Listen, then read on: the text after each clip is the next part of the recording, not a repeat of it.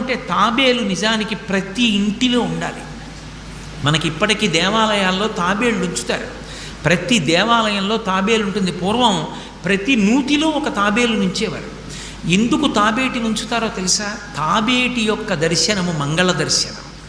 తాబేటి వంక చూస్తే మంగళం. అందుకే ఇంట్లో కనీసం తాబేలు బొమ్మ అట్టి ఉంచుకుంటారు. ఉంచుకుని ఒకసారి ప్రయత్నపూర్వకంగా దాని వంక చూస్తారు. ఎందుకు తాబేలు ఇంట్లో ఉంచుకోవాలి అంటే దాంట్లో ఒక రహస్యం ఉంది. దీక్ష అని ఒక మాట. దీక్ష అన్న మాట దేనికి అన్వయం అవుతుంది అంటే యజ్ఞానికి అన్వయం అవుతుంది. యజ్ఞం చేసేటటువంటి వాడు దీక్ష స్వీకరిస్తాడు. దీక్షా స్వీకారం చేశాడు అంటే ఇంటి లోపలికి మళ్ళీ వెళ్ళరు. ఇక పూర్తయిన తర్వాతే ఇంట్లోకి వెడతారు. ఇల్లు విడిచిపెట్టి బయటికి వచ్చేసి దీక్షావస్త్రాలు కట్టుకుని మేళతాళాలతో యాగశాల ప్రవేశం చేస్తారు. ఇక ఎప్పుడు మళ్ళీ ఇంటికి వెళ్ళడం? ఆ యాగం